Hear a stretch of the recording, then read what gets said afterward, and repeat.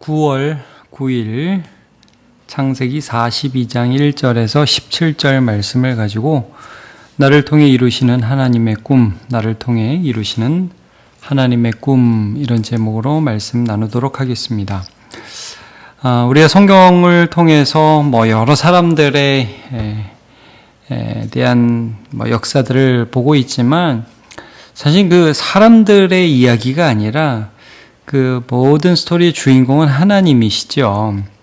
이제 오늘 우리가 계속해서 요셉에 대한 말씀을 나누고 있는데, 이제 오늘 본문 여러분 보시면 이제 어제 본문까지 해서 요셉이 우여곡절 끝에 애굽의 총리가 되고, 그 다음에 7년 기근이 이제 7년 풍년 후에 7년 기근이 드디어 시작되는 그런 장면이 나타나고 있죠. 근데 여기서 이제 요셉이 뭘 했는가 이런 거 볼 텐데, 사실은 이제 이 창세기 이 요셉에 대한 말씀들을 쭉 보면서 여러분 항상 기억해야 될 게, 이게 굉장히 큰 주제가 섭리예요. 섭리. 그래서 하나님이 드러나지 않는 것 같고 모든 것이 우연 같은데 실제 하나님이 일하시고 계시다는 거죠. 그래서 오늘 본문도 보면 대부분의 사람은 이 풍년과 흉년 가운데에 하나님을 인식하지 못해요. 어떻게 하면 곡식을 더 얻을까? 어떻게 하면 살아남을까? 믿음의 사람이라는 사람들도 그런 생각밖에 못해요. 근데 이제 요셉은 이 와중에도 어떻게 하나님을 생각하고 하나님께 반응하고 하는 것들이 이제 본문에 나타나 있죠. 자, 먼저 야곱을 좀 보면, 요셉의 아버지죠. 요셉이 10대 때에 굉장히 사랑해서 채색옷까지 입혔는데 어느 날 요셉이 형들이 와가지고 죽었다고, 이거 보라고 그래가지고 죽은 줄로만 알고 있는 그 야곱이 이제 오랜만에 등장을 합니다. 1절 보시면 흉년이 와서 먹을 게 없으니까 뭐라고 그럽니까? 자, 애굽에 곡식이 있음을 듣고 보고 아들들에게, 야, 왜 너네 서로 얼굴만 보냐? 가라. 2절. 내가 들으니까 저 애굽에 곡식이 있다고 한다. 그리로 가서 거기서 우리를 위하여 좀 사와라. 그러면 우리가 살고 죽지 아니하리라. 전혀 이것을 통해서 하나님 무슨 일을 하실 거라는 생각 못하고, 그냥 이제 이 야곱도 어떻게든 지금 이 어려운 경제적 환경 가운데 살아남아야지 이 생각밖에 안 되는 거예요. 그러니까 여러분, 우리도 사실 지금 코로나라는 어려운 시기를 지내면서 다들 무슨 생각하게 됩니까? 야, 어떻게 사냐? 무엇을 먹을까? 무엇을 입을까? 무엇을 먹고 마시고 있고, 이거 생각에 다들 정신이 없는 그런 삶을 살고 있잖아요. 야곱도 똑같았습니다. 믿음의 사람이었고 평생 하나님을 경험했습니다. 베델을 경험했고 분이엘을 경험했어요. 근데 양식이 딱 떨어지니까 아이고 어떻게 사냐, 이 생각밖에 안 나는 거예요. 그리고 야곱이 또 어떤 모습, 약한 모습을 드러내냐면 3절과 4절을 보시면 곡식 사러 내려보내는데 요셉의 형 10명만 보내요. 형제가 12이었거든요. 요셉의 동생인 베냐민이 있었어요. 근데 4절을 보면 야곱이 요셉의 아우 베냐민은 그의 형들과 함께 보내지 아니하였으니 이는 그의 생각에 재난이 그에게 미칠까 두려워함이었더라, 이런 말씀을 합니다. 이 야곱이라는 하나님을 경험한 믿음의 사람의 마음 안에 여전히 어떤 마음이 있었냐면, 자, 사랑하는 아내 라헬 죽었죠. 그 다음에 라헬이 낳은 요셉 없어졌죠. 그러니까 이 라헬과 관계된 정말 이렇게 애착이 가는, 사실은 이 애착은 좀 잘못된 애착이긴 했지만 그런 아들이 베냐민밖에 없었던 거예요. 그래서 베냐민은 안 보내요. 여전히 이 사람은 상처투성이었고 두려움투성이었던 그런 사람이었던 것을 그대로 나타내 보여주고 있어요. 바로 이런 가운데에 하나님께서 어떤 일을 하시는지 이제 좀 보기를 원해요. 이 부분을 나중에 하나님이 다루시는데, 이건 이제 43장에 가서 여러분 보시면 되겠습니다. 자, 이제 그 사람들이 가서, 아마 총리가 이제 워낙 곡식 사러 오는 사람 많으니까 이제 한 사람 한 사람 얘기 듣고 팔고 하는 일들을 했던 것 같아요. 요셉이 5절을 보시면 이스라엘의 아들들이 양식 사러 간 자 중에 있으니, 그러니까 많은 사람들이 아마 줄 수 있었겠죠. 가나안 땅에도 기근이 있어서 많은 사람이 아마 애굽에 갔던 것 같아요. 자, 6절. 때에 요셉이 나라의 총리로서 그 땅 모든 백성의 곡식을 팔더니 요셉의 형들이 와서 그 앞에서 땅에 엎드려 절을 했다. 이런 말씀을 합니다. 이제 아마 여러분 요셉은 기다리고 있지 않았겠습니까? 세상의 흉년이 이제 왔어요. 풍년 이후에 대책이 없었어요. 그러면 곡식이 이집트에만 있다는 게 온 세상에 퍼지는데, 그 소식이 퍼지는데 형들이 안 오겠냔 말이에요. 기다리고 있었겠죠. 그러면서 과연 뭐 1명이 올지 2명이 올지 3명이 올지 어떤 방식으로 올지 요셉은 그 모든 과정, 자기 인생 전체를 돌아보면서 하나님이 무슨 일을 하시네 이런 생각을 하고 있었을 건데 형들이 10명이 와서 엉덩이가 하늘에 닿도록 이게 절을 하면서 자기한테 이제 곡식 좀 팔아주세요 이렇게 하는데 7절 보세요. 요셉이 보고 형들인 줄 아나 모른 채 합니다. 그리고 이제 물어보죠. 엄한 소리로 어디서 왔어? 곡물을 사려고 가나안에서 왔습니다.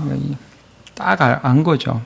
근데 이제 그들은 형들은 요셉을 못 알아봅니다. 왜냐하면 여러분 요셉을 팔았던 때는 요셉이 그래도 10대 후반 아직 성장이 완전히 이루어지지 않은 때 수염도 제대로 안 났었겠죠. 근데 지금은 애굽에서 갖은 고난을 다 겪고 나서 30의 총리가 되잖아요.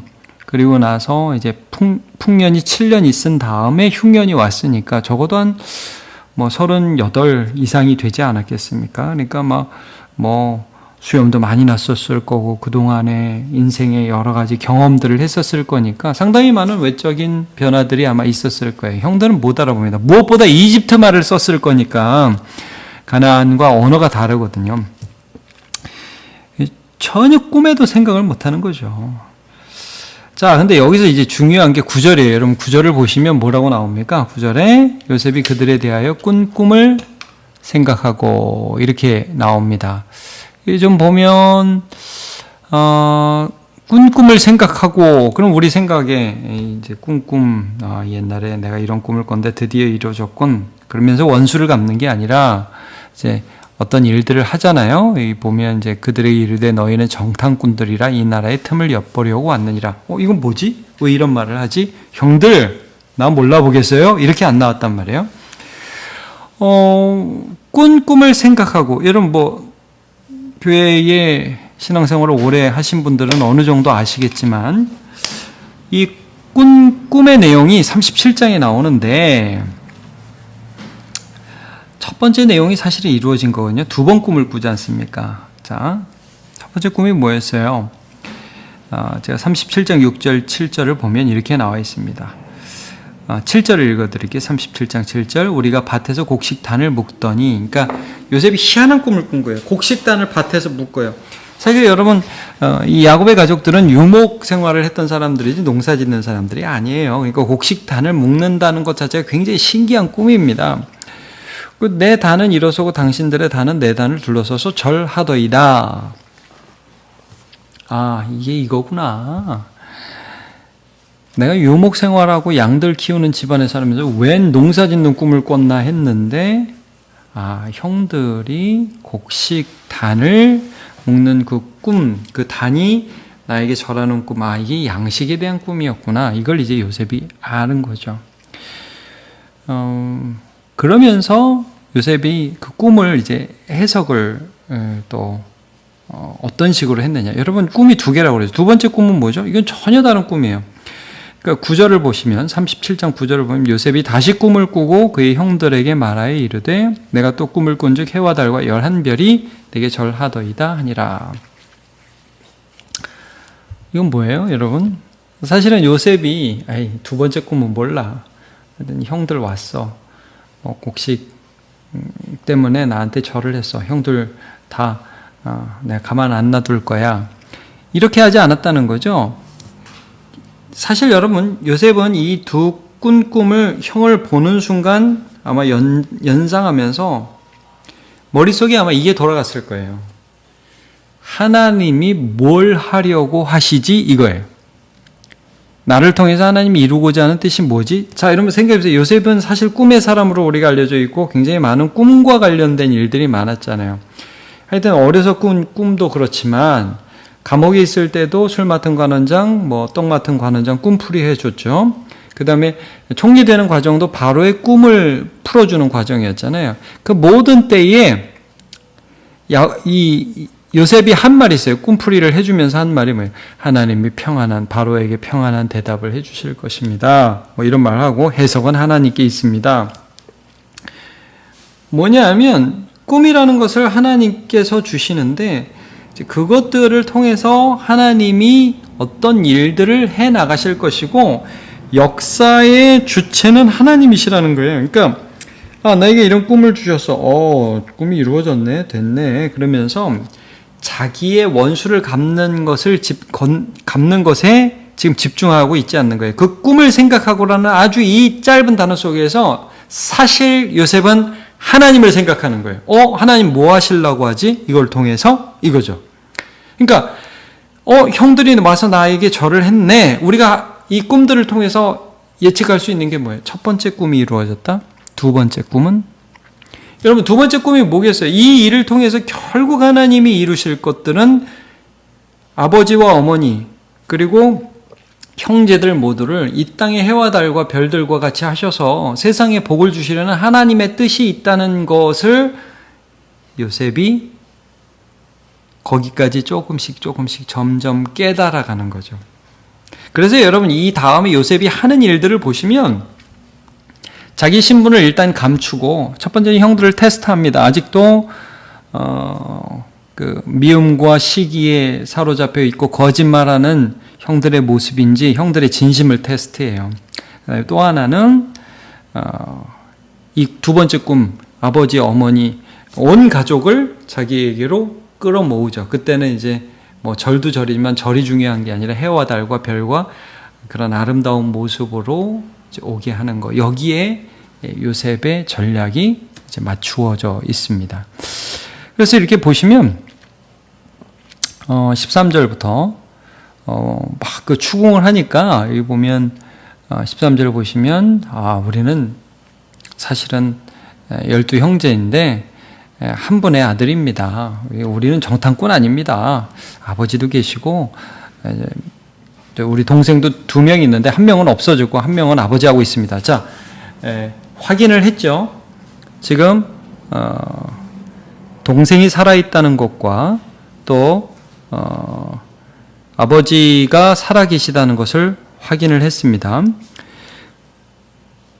이제는 그들을 데려와야 돼요. 그러니까 이제 요셉이 처음에 세게 말합니다. 15절, 16절 보시면 너희는 이같이 하여 너희 진실함을 증명할 것이라. 바로의 생명으로 맹세하노니 너희 막내 아우가 여기 오지 아니하면 너희가 여기서 나가지 못하리라. 막내를 데려와야 된다는 거예요. 이런 전략을 씁니다. 그래서 어떤 전략을 쓰냐면 16절 하나를 보내어 너희 아우를 데려오게 하라. 너희는 다 여기 이제 감옥에 있을 거니까 나머지 다 데리고 와. 이게 처음에 요셉의 전략이었던 것 같아요. 그래서 너희 중에 진실이 있는지 내가 보리라. 이렇게 요셉이 그들에게 말을 합니다. 안 그러면 너는 정탐꾼이다. 이제 내일 본문을 보시면 전략을 좀 바꿔요. 3일 정도 가둬놓다가 요셉이 마음이 약해졌는지 아니면 충분히 이제 그들에게 어떤 분명한 경고를 했든지 해서 내일 본문을 보면 너네 다 가고 한 사람만 남아있어. 그래서 시므온을 이제 남겨두게 되죠. 이 모든 과정을 우리가 쭉 보면서 요셉의 마음에 있었던 그 분명한 생각이 뭐예요? 내가 어려서 꿈을 꿨다. 근데 그 꿈들이 어떤 방식으로 이루어지느냐? 그 꿈들을 이루시는 하나님에 대해서 집중하고 있는 것을 우리가 볼 수가 있습니다. 그리고 자기의 그 모든 말들과 행동들이 하나님의 뜻을 이루는데 사용되고 있다는 의식을 가지고 있는 거예요. 여러분, 요셉을 한번 생각해 보세요.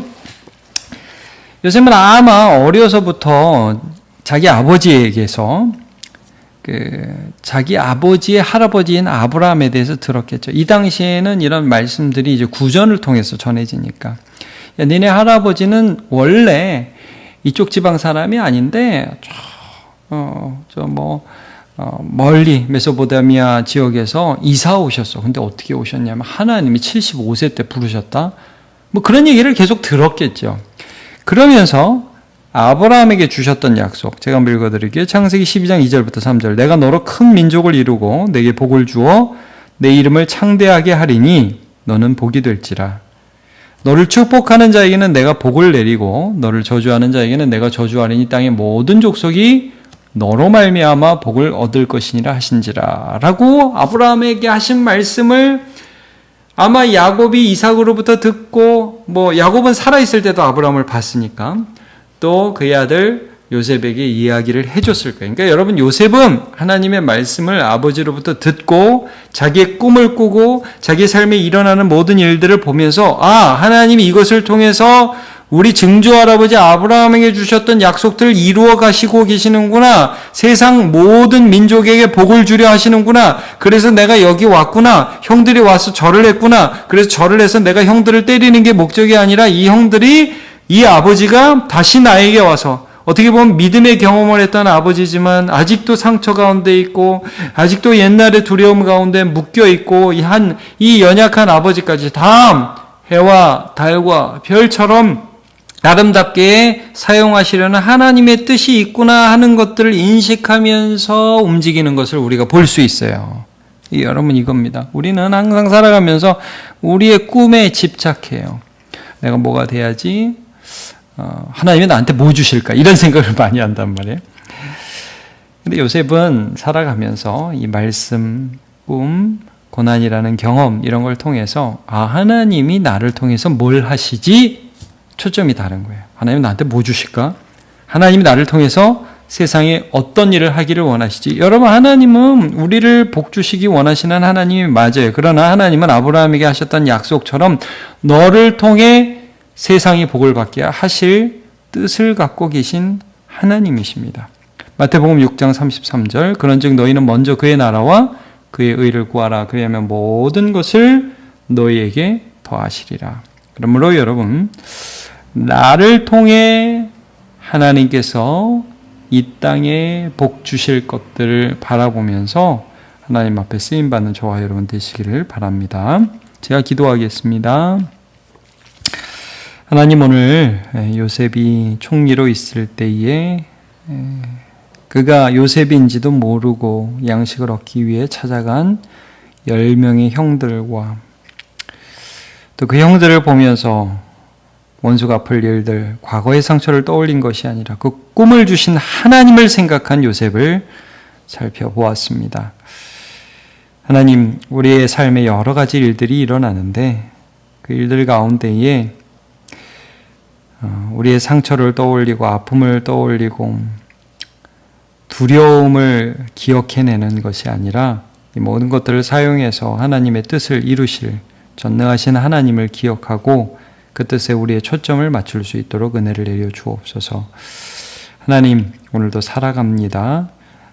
말씀 속에 선명한 하나님의 뜻 붙잡고 가기를 원합니다. 항상 기뻐하라, 쉬지 말고 기도하라, 범사에 감사하라신 주의 말씀 기억하며 하나님 섬기며 살아가게 도와주옵소서. 예수님의 이름으로 기도합니다. 아멘.